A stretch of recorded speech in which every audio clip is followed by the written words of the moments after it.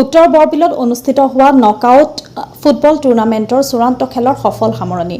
উত্তৰ বৰবিলৰ বিনাপানী উচ্চতৰ মাধ্যমিক বিদ্যালয়ৰ খেলপথাৰত যোৱা 25 আগষ্ট তাৰিখৰ পৰা বিনাপানী স্পৰ্টছ ক্লাবৰ উদ্যোগত অনুষ্ঠিত হোৱা নকআউট ফুটবল টুৰ্ণামেণ্টৰ চূড়ান্ত খেলৰ সামৰণি পৰে।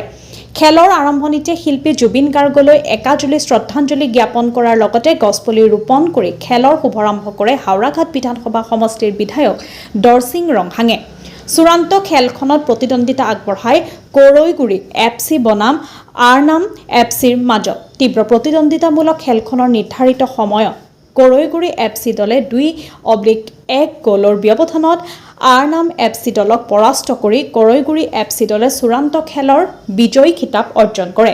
আনহাতে উক্ত খেলৰ বঁটা বিতৰণী অনুষ্ঠানত উপস্থিত থাকে ক্ৰমে হাওৰাঘাট বিধানসভা সমষ্টিৰ বিধায়ক দৰসিং ৰংহাং, বিনাপানী উচ্চতৰ মাধ্যমিক বিদ্যালয়ৰ অধ্যক্ষ ৰতন চক্ৰৱৰ্তী, ৰাষ্ট্ৰপতি পুৰস্কাৰ প্ৰাপক দিলীপ বিশ্বাস, কনিষ্ঠ অভিযন্তা ৰাজেশ তামাং, বিশিষ্ট সমাজসেৱক কমল মজুমদাৰ, হাওৰাঘাটৰ AMPRCৰ স্বত্বাধিকাৰী তথা বিনাপানী স্পৰ্টছ ক্লাবৰ উপসভাপতি ডক্টৰ বিক্ৰম মজুমদাৰৰ লগতে বহুতো গণ্যমান্য ব্যক্তি আৰু ক্ৰীড়াপ্ৰেমী ৰাইজ উপস্থিত থাকে।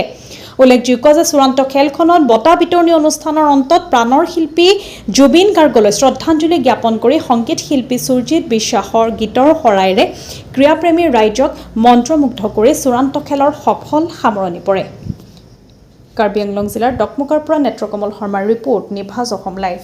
উত্তৰ বৰবিল বিনাপানী স্পৰ্টছ ডিভিজনৰ উদ্যোগত যি চূড়ান্ত খেল যিটো পাতিছে সেই খেলখনৰ আজি ফাইনেলত বহুত ভাল খেল হৈছে। তাৰোপৰি ৰাইজে যি সহায় সহযোগিতা দিছে, ৰাইজৰ যি দৰ্শকৰ যি সহায় সহযোগিতা বহুত ভাল আৰু খেলখনো ভাল হৈছে। আৰু মই ইয়াতে ইতিমধ্যে 10 লাখ টকা দি পেলাই খেলপথাৰখন ডেভেলপ কৰিছোঁ আৰু মই আজি ৰাইজক প্ৰতিশ্ৰুতি দিছোঁ। ইতিমধ্যে আমি 1,90 লাখ টকা এষ্টিমেট বনাই মেলি ইতিমধ্যে আমি প্ৰেৰণ কৰিলোঁ আৰু এইটো টেণ্ডাৰৰ প্ৰচেছত আছে। গতিকে এইটো এলেকাত ভাল এটা খেলপথাৰ নাই। গতিকে এইখিনিত একেবাৰে ইফালে ইয়াতে 4-5টা সমষ্টিৰ লাংহিন সমষ্টিটো ইয়াতো পৰে, মহামায়া সমষ্টিটো ইয়াতো পৰে, হাওৰাঘাটৰ সমষ্টি পৰে, ফুলনি সমষ্টি এলেকাত 4-5টা MEC সমষ্টি ইয়াতে পৰে। গতিকে এইটো এলেকাত ভাল এটা খেলপথাৰ থকাটো দৰকাৰ। সেই হিচাপত আমি এই বিনাপানী হাইস্কুলৰ যিটো খেলপথাৰ সেইটো আমি 1,90,90 লাখ টকা এষ্টিমেট কৰি মেলি আমি ইতিমধ্যে টেণ্ডাৰ প্ৰচেছত আমি ৰাখিলোঁ। গতিকে হৈ যাব। এই টকাটো কাউন্সিলৰ তৰফৰ পৰা দিবনে? এইটো ষ্টেটৰ পৰা দিব। SC ডিপাৰ্টমেণ্ট, এইটো SC ST এনেধৰণে আসাম চৰকাৰৰ পৰা ST এলেকাৰ উন্নয়নৰ কাৰণে আছুতীয়াকৈ পুঁজিবিলাক আছে। গতিকে ইয়াতে SC এলেকাৰ উন্নয়নৰ কাৰণে সেই পুঁজি ফাণ্ডৰ পৰা দিয়া হ'ব। ছাৰ, কেতিয়াবা কাৰ্যকৰী হ'ব? হৈ আছোঁ টেণ্ডাৰৰ প্ৰচেছ। Thank you sir. নমস্কাৰ। বিনাপানী স্পৰ্টছ ক্লাবৰ জৰিয়তে আজি আমাৰ চূড়ান্ত ফাইনেল খেলখন ইজুৰিয়াৰ য'ত কেজিয়াৰ টিমটো উইনাৰ পালে। তো প্ৰত্যেক বছৰ নিচিনা আমাৰ এইবাৰ কিছুমান কাৰ্যসূচী আমি ল'ব গৈছোঁ। কিছুমান কাৰ্যসূচী নতুনকৈ আমি কৰিব ট্ৰাই কৰিছোঁ।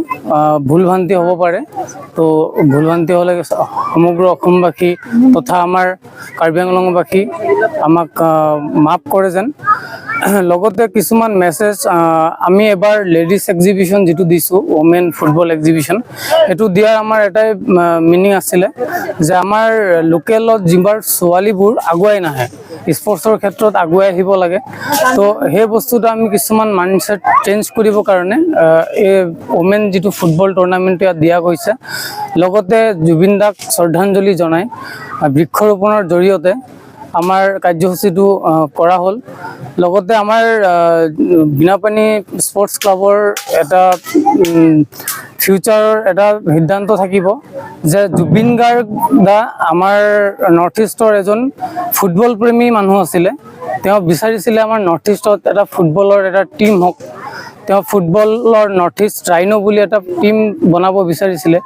তো আমি এইটোৱে সদায় আমি ট্ৰাই কৰি থাকিম যে আগন্তুক দিনত নৰ্থ ইষ্টৰ কাৰণে হওক বা আমাৰ অসমৰ কাৰণে হওক ফুটবল খেল লৈ বা আমাৰ ক্লাবৰ পৰা সেই যিটো জুবিনদাৰ যিটো এটা পৰিকল্পনা আছিলে তাতে আমাৰ কিছুমান কণ্ট্ৰিবিউশ্যন আমি যাতে কৰিব পাৰোঁ তাৰ কাৰণে আমি এটা চেষ্টা চলাই যাম। Thank you. বিনাপানী স্পৰ্টছ ক্লাবক সকলো আদৰি ল'ব। আমি সকলো বিনাপানী স্পৰ্টছ ক্লাবৰ হৈ কাম কৰি যাম, স্পৰ্টছৰ কাম কৰি যাম, ভাল কিছুমান নীতিলৈ কাম কৰি যাম। জুবিন দা জয়। Thank U.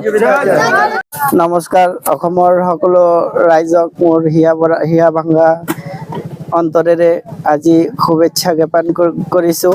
আমাৰ অসমৰ যিহেতু বিশিষ্ট গায়ক জুবিন গাৰ্গ তেওঁক আমাৰ মাজত আৰু নাই। তেওঁৰ শ্ৰদ্ধাঞ্জলিৰে আজি অসমবাসীলৈ আমি এটা সুখৰ বাৰ্তা দিব বিচাৰিছোঁ।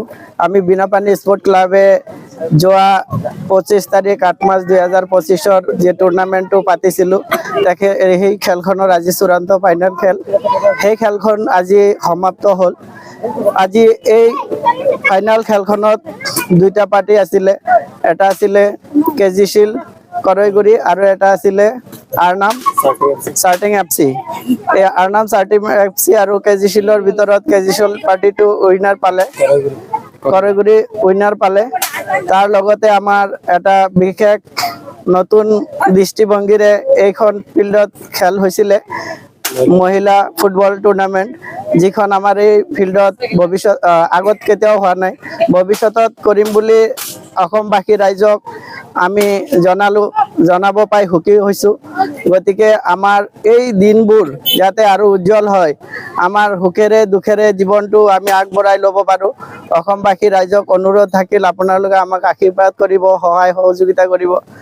গতিকে মই আজি এই হিয়া ভাঙা মনেৰে আৰু বিশেষ ক'ব পৰা নাই। জানে আজি অসম কোনটো দুখত আছে চবে। ৰাইজ আপোনালোকে সদায় আছে, সদায় থাকিব, আমাৰ জুবিন দাক জীয়াই ৰাখিব। এই মন্তব্যৰে মই আজি আমাৰ মন্তব্যটো শেষ কৰিলোঁ।